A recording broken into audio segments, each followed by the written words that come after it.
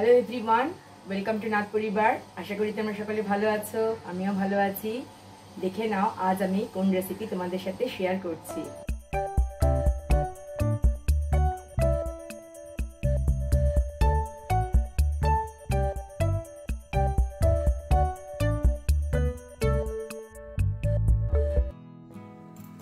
একটা স্পুন দিয়ে তোমাদেরকে দেখাচ্ছি যে মুয়েসলিতে কি কি সিডস থাকে। সব সিডসের নাম কিন্তু আমার জানাও নেই।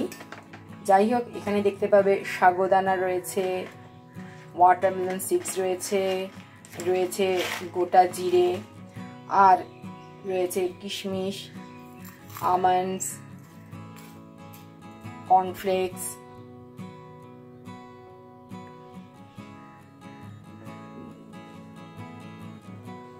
দেখতে পাচ্ছ।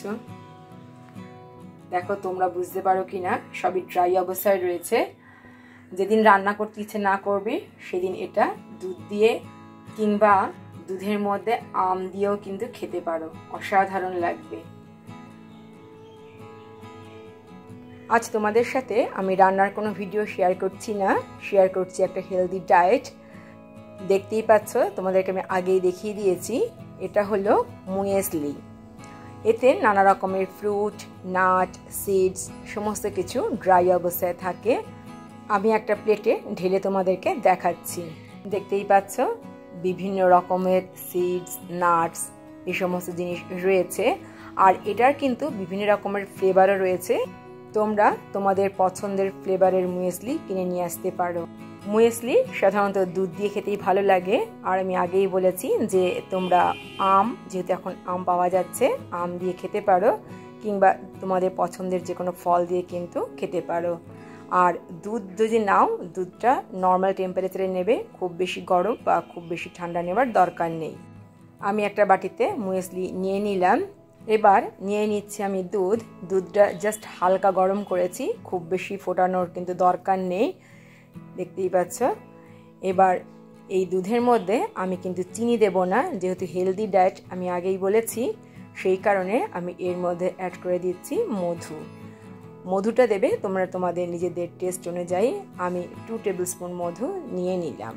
যেহেতু আমি আম নিলাম না, তাই 2 টেবিল স্পুন মধু নিয়ে নিলাম, তাহলে খেতে বেশ ভালো লাগবে।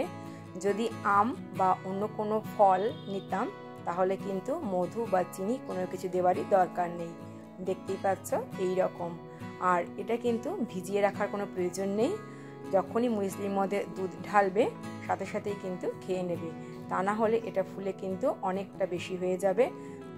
আর মুয়েসলির যে ক্রাঞ্চি ভাবটা সেটাও থাকবে না, তখন খেতে কিন্তু অতটাও ভালো লাগবে না। এটা তোমরা ডিনারে খেতে পারো, আশা করি ভালো লাগবে। আর ভিডিওটা প্রথম থেকে শেষ পর্যন্ত দেখার জন্য অসংখ্য ধন্যবাদ। আশা করি আজকের ভিডিওটা সকলেরই ভালো লেগেছে। তাহলে আজ এই পর্যন্তই, দেখা হবে আবার নেক্সট ভিডিওতে। ততক্ষণ পর্যন্ত তোমরা সকলে ভালো থেকো। টাটা।